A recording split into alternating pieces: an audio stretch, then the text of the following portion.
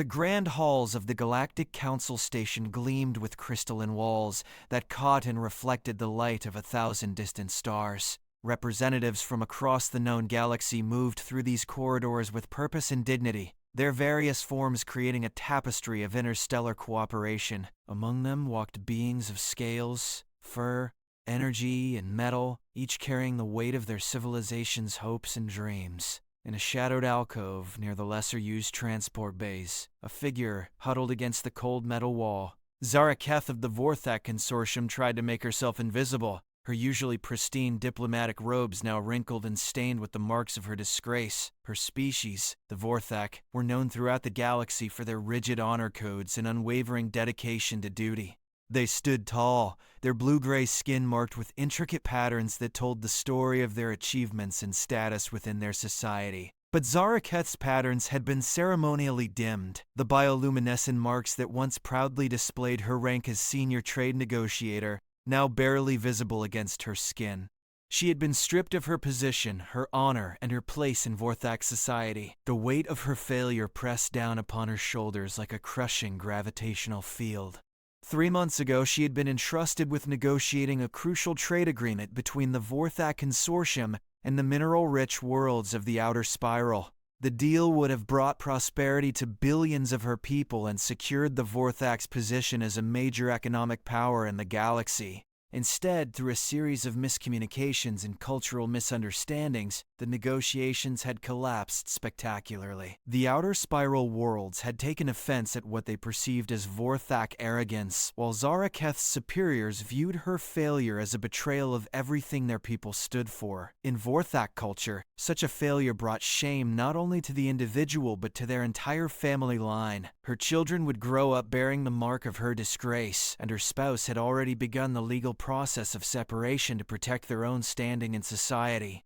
Now Zara Keth found herself stranded on the council station, her diplomatic credentials revoked, her transport privileges suspended, and her accounts frozen. She had been surviving on the charity of sympathetic station workers and the occasional odd job, but even that was becoming increasingly difficult as word of her shame spread through the station's community. As she sat in the alcove, watching the steady stream of important beings pass by, Zara Keth contemplated her limited options. She could attempt to book passage back to Vorthak space as a common traveler, but that would require credits she didn't possess. She could seek asylum on one of the member worlds, but that would mean abandoning any hope of redemption and accepting permanent exile from her people. The sound of approaching footsteps caused her to look up, and she quickly averted her gaze when she saw who was walking toward her.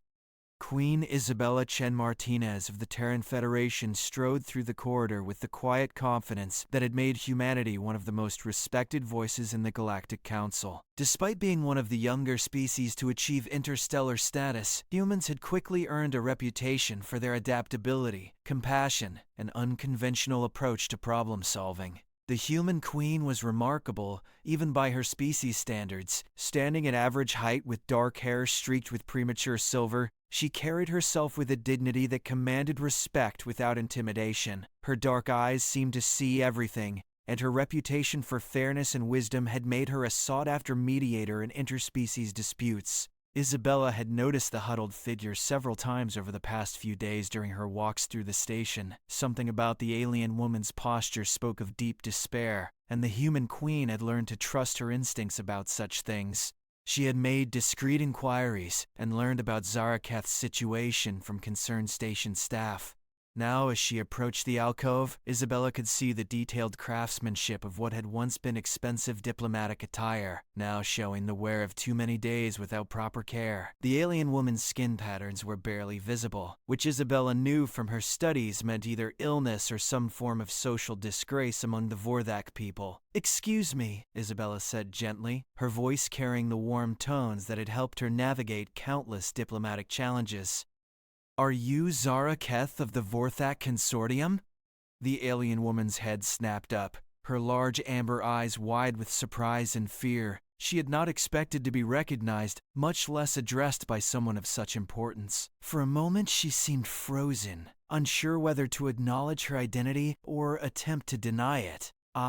"Yes, Your Majesty," Zara Keth finally whispered. her voice barely audible. Though I no longer hold any position worthy of such recognition, Isabella smiled kindly and, to Zaraketh's amazement, settled herself on the floor beside the alcove, bringing herself to the same level as the disgraced diplomat. This simple act sent ripples of shock through Zaraketh's understanding of protocol and hierarchy. "I believe everyone deserves recognition as a being of worth," Isabella said simply. "I've been hoping to speak with you." Zaraketh stared at the human queen in disbelief, her mind struggling to process what was happening. Never in her wildest imagination had she expected someone of Isabella's stature to not only acknowledge her existence but actively seek her out. In Vorthak society, those who had fallen from grace were typically shunned by anyone with status, their presence considered contaminating to one's own honor. You wish to speak with me?" Zaraketh's voice trembled with confusion. "Your Majesty, I fear there has been some mistake. I am no longer a person of consequence. My failures have brought shame to my people and my family. I have nothing to offer that would be of interest to someone of your position." Isabella studied the alien woman's face, noting the way her bioluminescent patterns flickered weakly, like dying stars. She had spent considerable time learning about different species' cultures and customs, and she understood the crushing weight of shame that Zaraketh was carrying. Among the Vorthak, honor was not just a personal attribute, but a living thing that could be nurtured or destroyed. "On the contrary," Isabella replied, her tone remaining gentle but firm, "I believe you have a great deal to offer.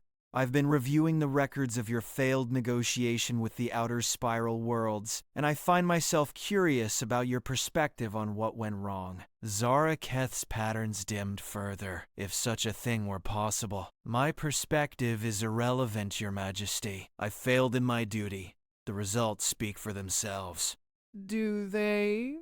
Isabella asked, tilting her head slightly. "From what I've read, the breakdown occurred when the Outer Spiral representatives interpreted certain Vorthak negotiation protocols as dismissive of their cultural values. But the same reports indicate that you attempted to modify your approach several times to accommodate their concerns." The fallen diplomat looked surprised that Isabella had taken the time to study the details so thoroughly. Most beings who knew of her failure saw only the end result, not the complex series of events that had led to the collapse of the negotiations. "I did try to adapt," Zaraketh admitted quietly. "When I realized that our traditional formal approach was being seen as arrogant, I attempted to adopt a more casual style. When that was perceived as disrespectful, I tried to find a middle ground. But each adjustment seemed to make things worse. The Outer Spiral delegation began to see me as inconsistent and untrustworthy." Isabella nodded thoughtfully. "And your superiors saw your attempts at adaptation as a betrayal of Vorthak principles?" "Yes," Zaraketh whispered, the pain evident in her voice. "They said I had abandoned our people's dignity in a desperate attempt to please aliens who could never understand or appreciate our ways. They said I had shown weakness where strength was required and flexibility where firmness was demanded." "That must have been incredibly difficult," Isabella said, and there was genuine sympathy in her voice. "To be criticized from both sides for trying to bridge a cultural gap." For the first time in months, Zaraketh felt a spark of something other than despair. Someone was actually listening to her, trying to understand what had happened rather than simply condemning her for the outcome. She found herself speaking more freely than she had since her disgrace began. "It was like trying to build a bridge while standing in quicksand," she said, her voice growing stronger.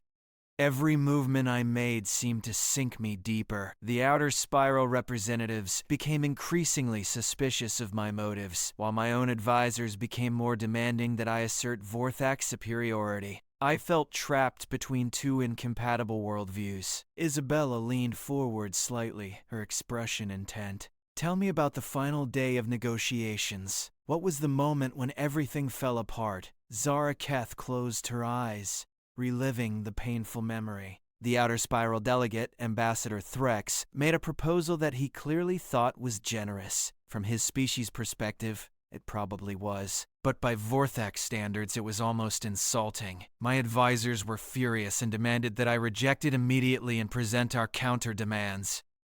"But you hesitated," Isabella observed. "I saw the hope in Ambassador Threx's eyes," Zaraketh continued, her voice barely above a whisper. He genuinely believed he was offering something valuable. I wanted to find a way to decline respectfully, to propose modifications that might make it acceptable to both sides. But my hesitation was interpreted as weakness by my team, and as manipulative delay tactics by the Outer Spiral delegation. Isabella was quiet for a long moment, processing what she had heard. The picture that emerged was not of a diplomat who had failed through incompetence or negligence, but of someone who had been caught in an impossible situation, trying to serve masters with fundamentally incompatible expectations.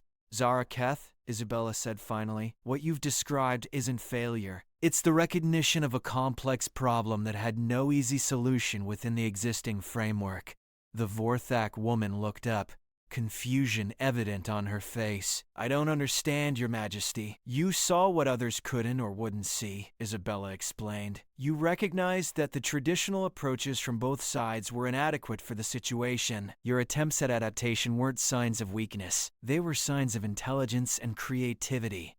But I failed, Zara Keth protested. The negotiations collapsed. Both sides left angry and disappointed. The trade agreement that would have benefited billions of beings never came to pass. Isabella smiled sadly. Sometimes the greatest courage is shown not in succeeding, but in attempting something that others lack the vision or bravery to try. You saw the need for a new approach, even if you couldn't fully implement it under the constraints you faced. For the first time since her disgrace began, Zara Keth felt a tiny flicker of something that might have been hope, but years of conditioning and recent trauma made it difficult for her to accept the human queen's perspective. Even if that were true, she said hesitantly, it changes nothing. I am still without honor, without position, without purpose. My people have declared me unworthy, and the outer spiral worlds view me as a symbol of Vorthak arrogance. I am a person without a place in this galaxy. Isabella stood up and extended her hand to help Zara Keth to her feet.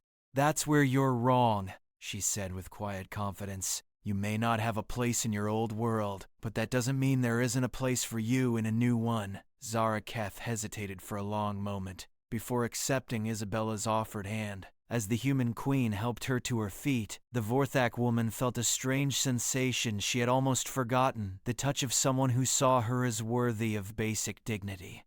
Her legs trembled slightly, weakened by days of poor nutrition and the constant stress of her situation. What do you mean by a new world? Zara Keth asked, her voice carefully controlled despite the storm of emotions churning within her. Isabella gestured toward the wide viewport that dominated the corridor, showing the vast expanse of stars beyond the station. The galaxy is full of opportunities for those willing to see beyond traditional boundaries. Your experience, difficult as it has been, has given you insights that few diplomats possess. My insights led to failure, Zara Keth replied, but there was less conviction in her voice than before. No, Isabella said firmly. Your insights revealed the limitations of current diplomatic approaches. There's a significant difference. She began walking slowly down the corridor, and after a moment's hesitation, Zara Keth fell into step beside her. Tell me, during your negotiations with the outer spiral worlds, did you develop any ideas about how the process might have been improved? Zara Keth was quiet for several steps, considering the question. It had been so long since anyone had asked for her opinions rather than her apologies.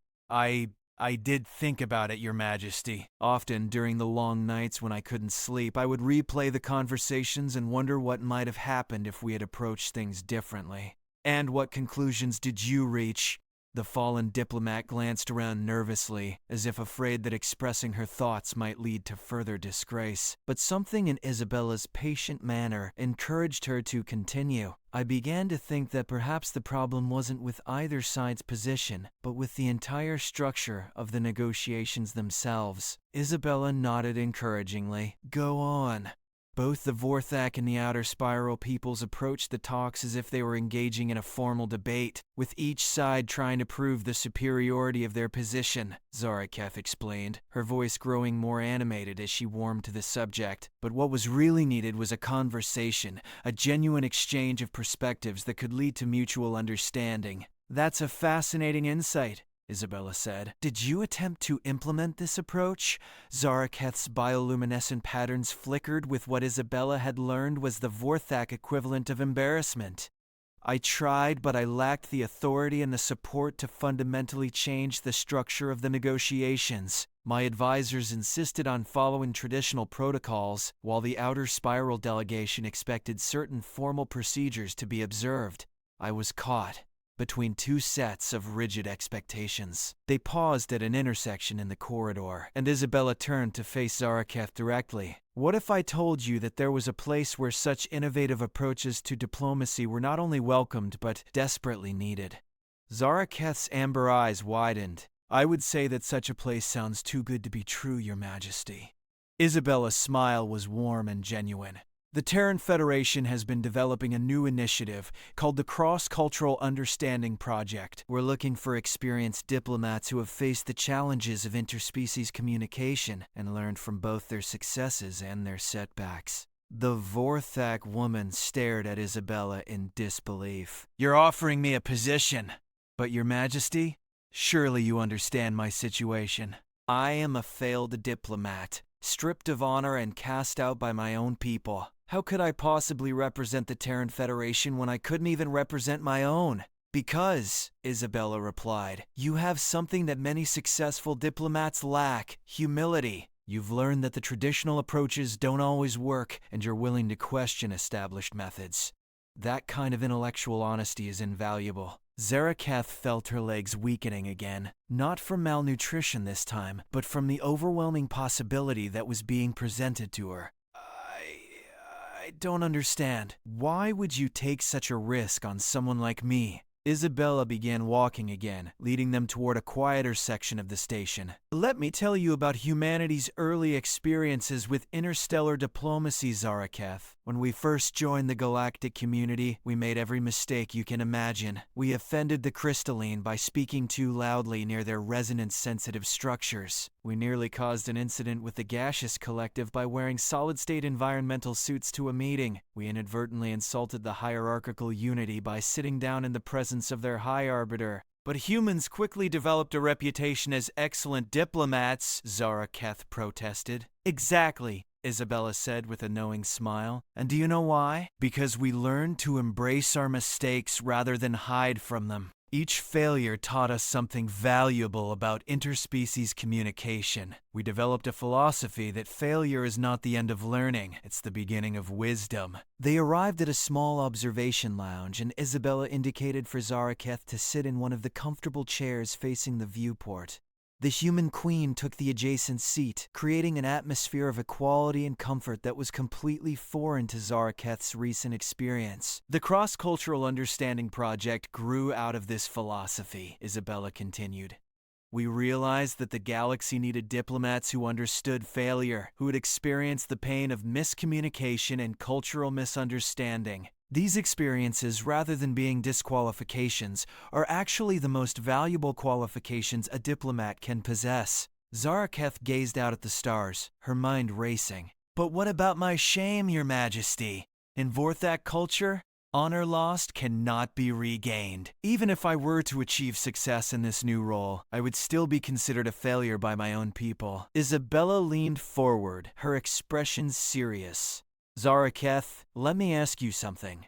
Do you believe that helping other species avoid the mistakes you experienced would be valuable work? Of course, Zaraketh replied without hesitation. Would saving future negotiations from the kind of breakdown you experienced be worthwhile? Certainly, Your Majesty. Then you need to ask yourself which is more important, the opinion of those who have already judged you, or the opportunity to prevent others from experiencing the pain you've endured. For the first time in months, Zaraketh felt her bioluminescent patterns begin to brighten, ever so slightly. The idea that her suffering might have purpose, that her experiences might help others, was like a small light in the darkness that had engulfed her life. I would need to learn human diplomatic protocols, she said tentatively, as if afraid to hope too much. We would provide comprehensive training, Isabella assured her. But more importantly, we would value your unique perspective. The project needs people who understand what it's like to be caught between competing cultural expectations. Zaraketh was quiet for a long moment, watching the distant stars. Finally, she spoke, her voice barely above a whisper. Your Majesty, if you're serious about this offer, I would be honored to serve. Isabella's smile could have powered the entire station. Then welcome to the Terran Federation, diplomat Zara Keth. 3 weeks had passed since Isabella's unexpected offer, and Zara Keth found herself aboard the TFS Harmony, a state-of-the-art diplomatic vessel designed specifically for the Cross-Cultural Understanding Project. The ship was a marvel of human engineering, incorporating design elements from dozens of different species to create an environment that could accommodate a wide variety of physiological and cultural needs. Zara Keth's quarters were spacious and comfortable, with adjustable lighting that allowed her bioluminescent patterns to function naturally. More importantly, the walls were decorated with artwork from various galactic cultures, including several pieces from Vorthak artists. It was a small gesture, but one that showed the thoughtful consideration that seemed to characterize everything about the human approach to diplomacy. She stood before a mirror, adjusting the new diplomatic attire she had been provided. The Terran Federation's diplomatic corps wore elegant but practical uniforms that could be adapted for different species. Hers was tailored to accommodate her Vorthak's physiology, while displaying the insignia that marked her as a cultural liaison specialist. Looking at herself in the mirror, she could see that her bioluminescent patterns were brighter than they had been in months, though still far from their original intensity. A gentle chime indicated that she had a visitor. "Come in," she called, and the door slid open to reveal Captain Sarah Kim, the Harmony's commanding officer and Zara Keth's immediate supervisor in the project. Captain Kim was a woman in her early 40s, with the kind of calm competence that inspired confidence in those around her.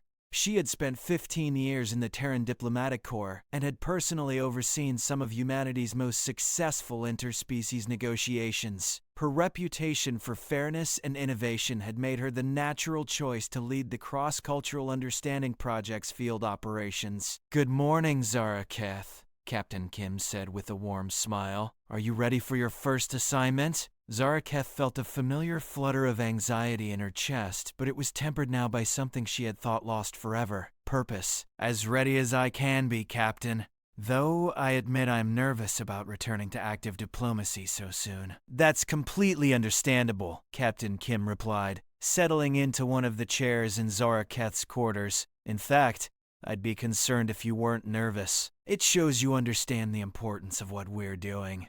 Over the past 3 weeks, Zara Keth had undergone intensive training in human diplomatic methods. What had impressed her most was how different the human approach was from traditional galactic diplomacy. Where other species focused on formal protocols and established hierarchies, humans emphasized flexibility, empathy, and creative problem-solving.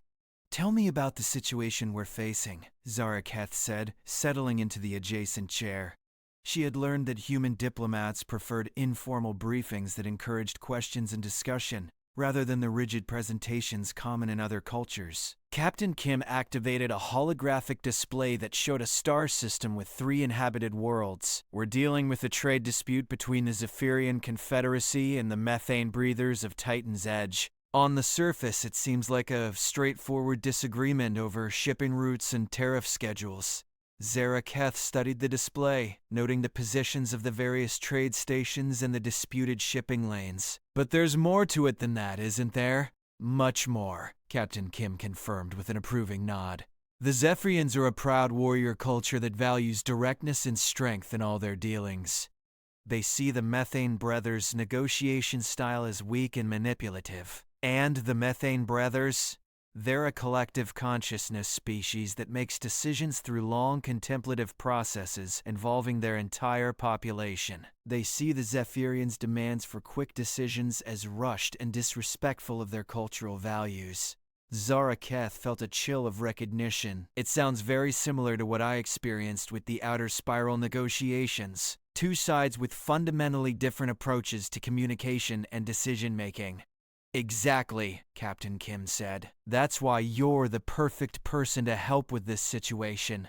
You understand how these kinds of cultural misunderstandings can escalate, and you've had time to think about how they might be prevented." The Vorthak diplomat was quiet for a moment, considering the challenge ahead. "Have previous negotiation attempts been made? 3 different mediators have tried to resolve the dispute over the past 6 months, Captain Kim replied. her expression growing serious. Each attempt has made the situation worse. The most recent mediator, a highly respected crystalline arbiter, concluded that the two species were simply incompatible and recommended that the Galactic Council impose a separation of their trade territories. That would be economically devastating for both sides, Zaraketh observed. Yes, and it would set a dangerous precedent for handling cultural differences throughout the galaxy, Captain Kim added. If we start separating species rather than helping them find common ground, we risk fragmenting the entire galactic community. Zaraketh stood and walked to the viewport, gazing out at the stars as they flowed past in hyperspace.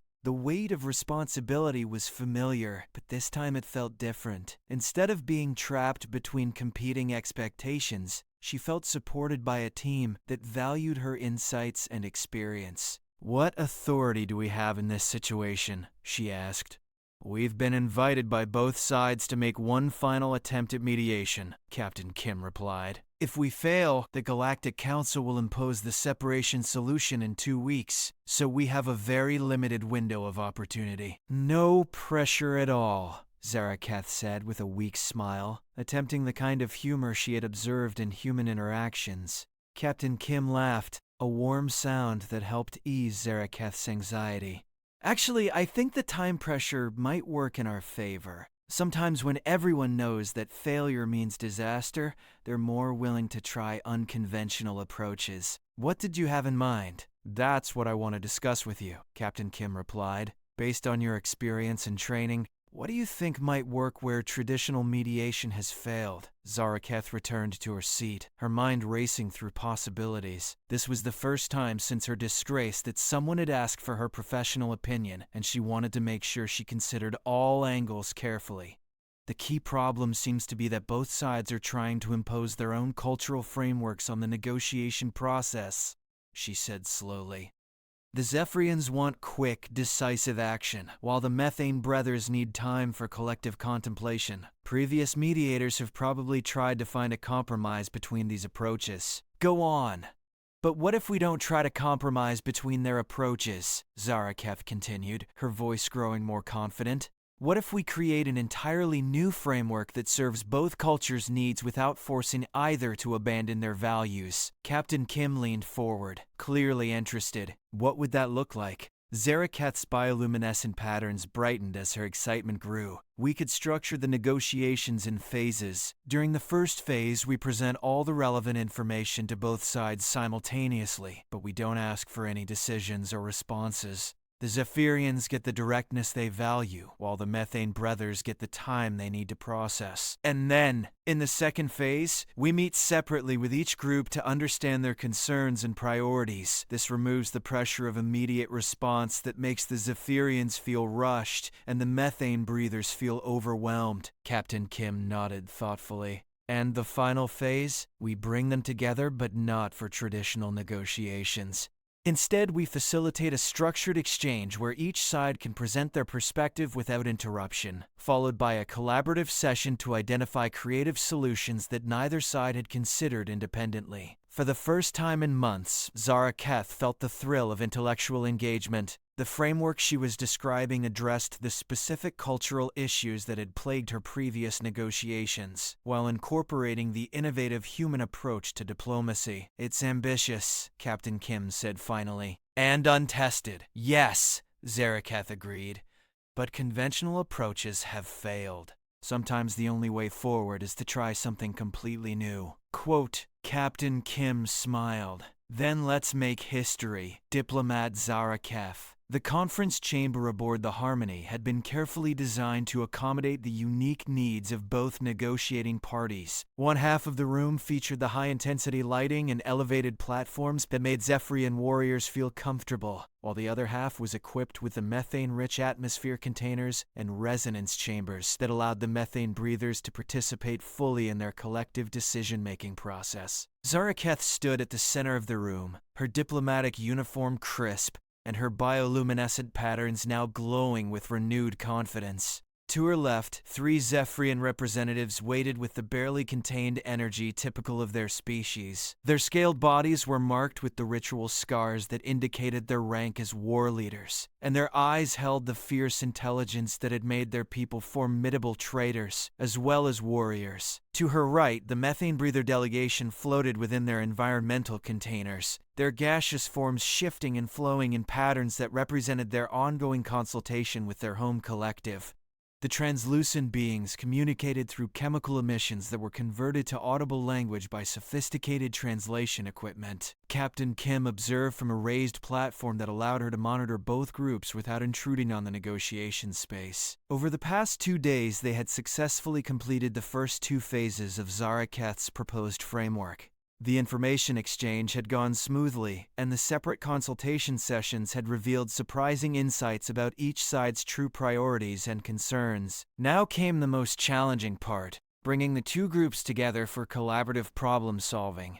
Honored representatives, Zaraketh began, her voice carrying clearly through the chamber's advanced acoustics system. We have reached the point where your collective wisdom must be applied to finding solutions that serve both your people's interests. The Zephyrian leader, War Commander Thex Ka, leaned forward in his elevated chair. Diplomat Zaraketh, we appreciate the thoroughness of your approach thus far. However, we remain concerned that this process, while interesting, may not address the fundamental incompatibility between our people's methods. From the methane containers came the harmonized voice of the methane breather collective. The Zephyrian concerns are acknowledged and shared. Our deliberative processes and their decisive nature appear to exist in permanent contradiction. Zaraketh nodded thoughtfully. This was the moment she had been preparing for. The point where traditional diplomacy would typically attempt to force a compromise that satisfied neither side completely. Instead, she was about to try something that had never been attempted in galactic negotiations. You are both correct that your methods appear incompatible, she said, walking slowly between the 2 delegations. And therein lies the key insight. You've been trying to negotiate using a single shared method, when what you actually need is a system that honors both approaches simultaneously. War Commander Thex Ka's scarred features showed puzzlement. Explain this concept, diplomat. During our private consultations, I learned something important about each of your people's true priorities, Zaraketh continued. War Commander, you told me that Zephyrian culture values quick, decisive action because your people believe that hesitation in critical moments leads to missed opportunities and potential disaster. This is correct, Thex Ka confirmed. Zaraketh turned to the Methane Brothers. And your collective shared that thorough deliberation is essential because decisions made without proper consideration of all voices and consequences invariably lead to solutions that harm some members of your society. The gaseous beings pulsed with agreement. This understanding is accurate. So both cultures share the same underlying goal, making decisions that lead to positive outcomes and avoid harmful consequences. The difference is in your assessment of what causes good or bad decisions. Zaraketh activated a holographic display that showed a 3-dimensional model of the disputed trade routes. What if I told you that your trade dispute actually offers an opportunity to create a system that validates both approaches? War Commander Thex Ka stood, his imposing figure casting shadows across the chamber. Continue. But speak plainly. Zephyrians have little patience for abstract concepts. Very well, Zaraketh replied, appreciating the directness. Your people excel at rapid tactical decisions, responding quickly to immediate threats and opportunities. The Methane Brothers excel at strategic planning, seeing long-term patterns and consequences that others miss. She manipulated the holographic display to highlight different aspects of the trade network. Instead of competing for control of the same trade routes, what if you specialized in different types of decisions within a shared system? The Methane Brothers' forms swirled as they processed this concept. Clarification is requested regarding the practical implementation of such specialization. Zaraketh smiled, feeling the excitement of a breakthrough moment building in the room. Zephyrian traders would handle all rapid response situations. Route adjustments due to stellar phenomena, emergency cargo redirections, immediate security threats. These decisions need to be made quickly, and your people's expertise would be invaluable. War Commander Thexka's eyes gleamed with interest. And the Methane Brothers would handle all long-term strategic planning, seasonal route optimization, infrastructure development, market trend analysis, and regulatory compliance. These decisions benefit from the deep collective wisdom that your people possess. The chamber fell silent as both delegations considered this radical new approach. Instead of trying to merge their decision-making styles or force one side to adopt the other's methods, Zaraketh was proposing a system that used each culture's strengths for the tasks they were best equipped to handle. This is unprecedented, the methane breathers finally responded. Traditional trade partnerships assume uniform decision-making processes. But tradition has failed you, Zaraketh replied gently. 6 months of conventional negotiations have only increased tensions and brought you to the brink of economic separation. Perhaps it's time to try something unprecedented. War Commander Thexka began pacing, his heavy boots echoing through the chamber. There are practical problems. How would authority be divided? What happens when rapid tactical decisions conflict with long-term strategic plans? Excellent questions, Zaraketh said, clearly pleased that both sides were engaging with the concept rather than rejecting it outright. These are exactly the kind of implementation details that need to be worked out collaboratively. She modified the holographic display to show a decision tree structure. We could establish clear protocols for different types of decisions, with built-in consultation processes for matters that might affect both short-term operations and long-term strategy. The Methane Brothers' forms brightened, indicating increased interest. The concept has merit, but the practical challenges are significant. Our peoples have no experience with such integrated operations.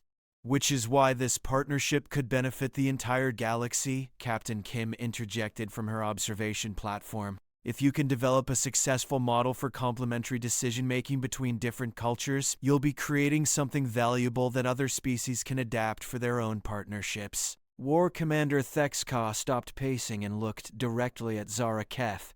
You speak from experience, don't you, diplomat? You understand what it means to be caught between incompatible expectations. Zaraketh felt her bioluminescent patterns flicker with recognition of the moment's significance. Yes, War Commander. I do understand, and I learned that sometimes the answer isn't to choose between competing approaches, but to find ways to honor the value in each one. The Methane Brothers pulsed with what their translators indicated was approval. The wisdom in this perspective is acknowledged. We are prepared to explore the practical implementation of complementary decision-making systems. War Commander Thexka nodded slowly. The Zephyrian Confederacy is also willing to attempt this unprecedented approach, but we will need detailed protocols and clear authority structures. Of course, Zaraketh replied, feeling a surge of hope and excitement. That's exactly what we'll work on together. As the session continued, the three parties began sketching out the framework for an entirely new kind of interspecies partnership, one that celebrated differences rather than trying to eliminate them. 6 months had passed since the successful resolution of the Zephyrian methane breather trade dispute, and the news of the innovative breakthrough had spread throughout the galactic community. The complementary decision-making protocol, as it came to be known, was being studied and adapted by species across the galaxy. More importantly, it had proven successful in practice. Trade between the two species had increased by 40%, and both cultures reported higher satisfaction with their partnership than they had experienced with any previous trade agreements. Zaraketh stood in her new office aboard Diplomatic Station Alpha, the Terran Federation's premier facility for interspecies negotiations. The station orbited a neutral star system and served as a meeting ground for some of the galaxy's most complex diplomatic challenges. Through her office's large viewport, she could see the constant stream of ships arriving from across the known worlds, bringing diplomats, traders, and cultural representatives to participate in the ongoing work of galactic cooperation. Her office walls were decorated with gifts from grateful civilizations, artwork, sculptures, and cultural artifacts that told the story of successful negotiations and newly forged partnerships. But pride of place went to a simple holographic display that showed the current status of all trade routes using the complementary decision-making protocol. The network now spanned 12 different species partnerships and had become one of the most stable and profitable trading systems in the galaxy. A gentle chime announced the arrival of a visitor, and Zaraketh looked up to see Captain Kim entering, with a broad smile on her face. Behind her walked a figure that made Zaraketh's bioluminescent patterns flare with surprise. Queen Isabella herself, making one of her regular visits to check on the Cross-Cultural Understanding Project's progress. "Your Majesty," Zaraketh said, rising and offering the respectful gesture that human protocol required. "This is an unexpected honor." Isabella waved away the formality with her characteristic warmth. "Please, Zaraketh, we're well beyond such formal protocols. I came to congratulate you personally on your latest success." "Latest success?" Zaraketh asked, confused. Captain Kim's smile grew even broader. "The Galactic Council voted this morning to officially adopt the Complementary Decision-Making Protocol as a recommended framework for all interspecies trade negotiations. They're calling it the Zaraketh method in the official records." Zaraketh felt her legs weaken, and she had to sit down heavily in her chair. "The Galactic Council? But they barely acknowledge the existence of individual diplomats in their official records." "They do when those diplomats revolutionize interspecies cooperation," Isabella replied, settling into one of the comfortable chairs that faced Zaraketh's desk. "Your work hasn't just solved individual disputes, it's changed how the galaxy thinks about cultural differences." "I had help," Zaraketh protested, her patterns flickering with what those who knew her had learned was her equivalent of embarrassment. "Captain Kim, your entire team, the training programs, I couldn't have accomplished any of this alone." "True," Captain Kim agreed, "but you were the one who saw the possibility that others missed. You were the one who had the courage to suggest trying something completely unprecedented." Isabella leaned forward, her expression serious. "Zaraketh, I want you to understand the full significance of what you've accomplished. When we first met, you believed you were a failure, someone whose career was over and whose contributions had no value. But your supposed failure was actually the exact experience the galaxy needed. I still don't understand how my failure with the Outer Spiral negotiations was valuable," Zaraketh admitted. "Because it taught you something that successful diplomats often never learn, that the traditional methods don't always work," Isabella explained. "Most diplomats go their entire careers without facing a situation that forces them to question fundamental assumptions about how negotiations should be conducted." Captain Kim nodded in agreement. "Your willingness to examine your own failures, to understand what went wrong and why, gave you insights that others couldn't achieve through success alone." Zaraketh was quiet for a long moment, absorbing the implications of what they were telling her. "So you're saying that my disgrace was actually preparation for this work?"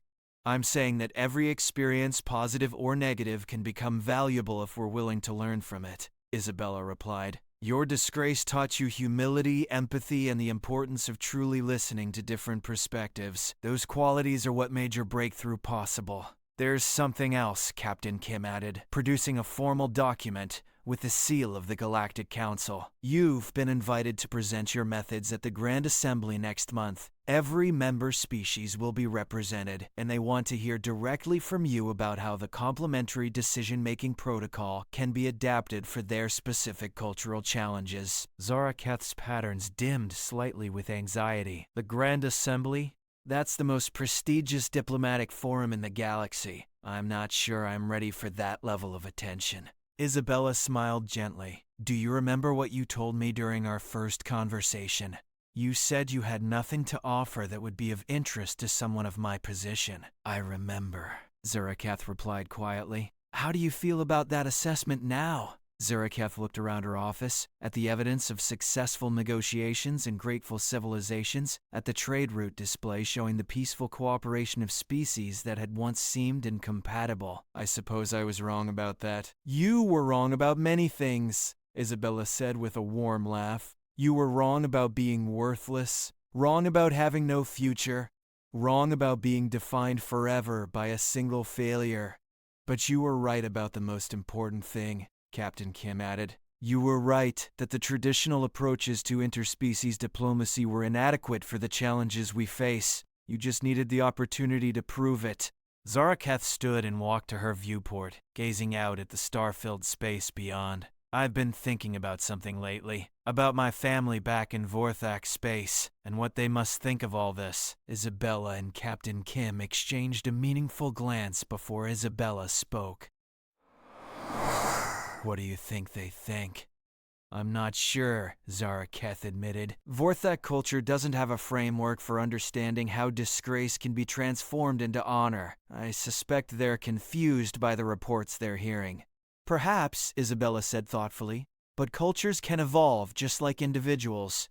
Your success might help your people develop new ways of thinking about failure and redemption. Captain Kim stood and joined Zaraketh at the viewport. You know, the Grand Assembly invitation specifically mentions that they want you to address how individuals and cultures can learn from apparent failures. That theme seems particularly relevant to your own story. Zaraketh turned back to her companions, her bioluminescent patterns now glowing with renewed confidence and purpose. Then I accept the invitation. Not just as a representative of the Terran Federation, but as someone who learned that our worst moments can become the foundation for our greatest achievements. Isabella stood as well, moving to stand beside her protege. I'm proud of you, Zaraketh. Not just for your professional accomplishments, but for your personal courage in rebuilding your life from nothing. Thank you, Your Majesty, Zaraketh replied, and for the first time the formal address sounded like an expression of genuine respect rather than desperate politeness. For seeing potential where I saw only failure. I didn't create your potential, Isabella replied. I just helped you remember it was there. The Grand Assembly Hall of the Galactic Council was a magnificent structure that embodied the diversity and unity of interstellar civilization. Representatives from over 300 species filled the vast amphitheater, their various forms creating a living tapestry of galactic diversity. The chamber's advanced technology allowed each being to participate in their preferred atmospheric conditions while sharing a common communication medium. Zaraketh stood at the central podium, her diplomatic attire bearing both the insignia of the Terran Federation and a new symbol that had been created specifically for the Cross-Cultural Understanding Project. Her bioluminescent patterns now shone with full intensity, visible even to species who perceived light differently. The past year of success and recognition had restored not just her confidence, but her fundamental sense of self-worth. In the observer galleries, she could see Queen Isabella and Captain Kim, along with many of the beings whose lives had been improved by the innovative diplomatic methods she had helped develop. The Zephyrian and methane breather delegations sat together in a section that had been specially adapted to accommodate both species, their partnership serving as a living example of the possibilities she was about to discuss. But the presence that affected her most profoundly was in the Vorthak delegation section. Her eldest offspring, Kethzara, had traveled from the homeworlds to witness her presentation. The young Vorthak's patterns were carefully neutral, indicating the internal conflict between traditional cultural expectations and growing curiosity about their parents' unprecedented achievements. Honored representatives of the Galactic Council, Zaraketh began, her voice carrying clearly through the chamber's acoustic system. I stand before you today not as someone who has never failed, but as someone who has learned to transform failure into wisdom. A murmur of interest rippled through the assembled delegates. It was unusual for speakers at the Grand Assembly to acknowledge failure, let alone make it the central theme of their presentation.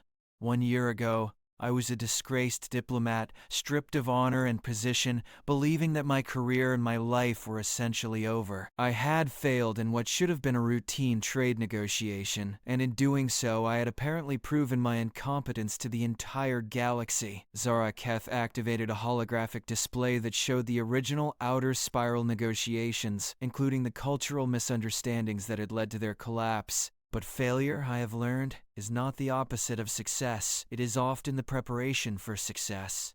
My failure taught me something that years of successful negotiations never could have, that our current methods of interspecies diplomacy, while often effective, are not adequate for all situations. She highlighted specific moments in the failed negotiations where cultural miscommunication had escalated tensions. Traditional diplomacy assumes that all parties can, with sufficient goodwill, adopt a common framework for discussion and decision-making. But this assumption breaks down when we encounter species with fundamentally incompatible approaches to communication, authority, and problem-solving. The display shifted to show comparative charts of different species' decision-making processes, illustrating the dramatic variations in timing, authority structures, and communication styles. The breakthrough came when I stopped trying to force incompatible methods to work together, and instead asked a different question. What if we honored each culture's strengths and used them for the tasks they were best suited to handle? Her movement helping to emphasize key points while maintaining the informal style that had proven effective in her negotiations. The result was the complementary decision-making protocol, which recognizes that cultural differences are not obstacles to overcome, but resources to be utilized. Instead of eliminating differences, we celebrate them and structure our partnerships to take advantage of each culture's unique capabilities. The holographic display now showed the current state of the Zephyrian methane breather partnership, with detailed statistics on improved efficiency, increased satisfaction, and reduced conflict. This approach has now been successfully applied to dozens of interspecies partnerships across the galaxy, but perhaps more importantly, it has changed how we think about the role of cultural diversity in galactic cooperation. From the assembly came a question in the harmonic tones of a crystalline representative. Honored diplomat, your methods show remarkable success, but they appear to require significant time and resources to implement. How do we balance innovation with efficiency? Zaraketh smiled, recognizing the practical concern behind the question. An excellent point. Honored representative, the initial implementation does require significant investment of time and careful analysis. However, our experience shows that partnerships built using these methods are more stable and productive in the long term, ultimately requiring less ongoing mediation and conflict resolution. A hierarchical Unity delegate rose to speak. The methods you described seem to assume that all cultural approaches have equal value. How do you address situations where one culture's practices may be objectively superior for particular tasks? That's exactly what we try to determine through careful analysis, Zaraketh replied. The goal isn't to treat all methods as equally effective, but to identify which methods work best for which types of challenges. Some cultures excel at rapid tactical decisions, others at long-term strategic planning, and still others at creative problem-solving or conflict resolution. She manipulated the display to show examples of how different cultural strengths had been matched to appropriate responsibilities in various partnerships. The key is honest assessment without cultural bias. We look at results, not assumptions, to determine which approaches work best in specific contexts. As the question period continued, Zaraketh found herself drawing on every aspect of her training and experience, but more importantly, she found herself speaking from a place of genuine wisdom earned through struggle and growth. Finally, she addressed the question that she knew was on many minds, though none had been willing to ask it directly. Some of you may wonder how someone who experienced such public failure could presume to advise the galaxy on diplomatic methods. I believe that question goes to the heart of why we need to change our thinking about failure and success. She paused, looking directly at her offspring in the Vorthax section before continuing. In my culture, failure brings shame not just to the individual, but to their entire family line. This creates powerful incentives to avoid risk and to hide mistakes rather than learn from them. But I have learned that cultures that cannot acknowledge and learn from failure are cultures that cannot adapt to new challenges. The Vorthak delegation stirred at this direct challenge to their fundamental values, but Zaraketh continued with quiet confidence. The galaxy is constantly changing. New species join the galactic community, bringing different perspectives and needs. Economic conditions shift, requiring new approaches to trade and cooperation. Environmental challenges demand innovative solutions. In this dynamic environment, the ability to learn from failure becomes more valuable than the ability to avoid it. She concluded by returning to the central theme of her presentation. I stand before you today not despite my failures, but because of them. My disgrace taught me humility, empathy, and the courage to question established methods. These qualities, rather than any natural talent or training, are what enabled me to contribute something valuable to galactic diplomacy. The chamber fell silent for a moment before erupting in the complex harmony of approval sounds from hundreds of different species. But for Zaraketh, the most meaningful response came from the Vorthax section, where her offspring's bioluminescent patterns had brightened in a display that unmistakably indicated pride and respect. As the formal session concluded and delegates began approaching her with questions and congratulations, Zaraketh caught sight of Queen Isabella making her way through the crowd. When they met, the human queen embraced her warmly. "You've just changed the galaxy's understanding of failure and success," Isabella said quietly. "That's no small accomplishment." "I had an excellent teacher," Zaraketh replied, her patterns glowing with gratitude and affection. "Someone who showed me that being lifted up doesn't diminish your worth, it reveals it."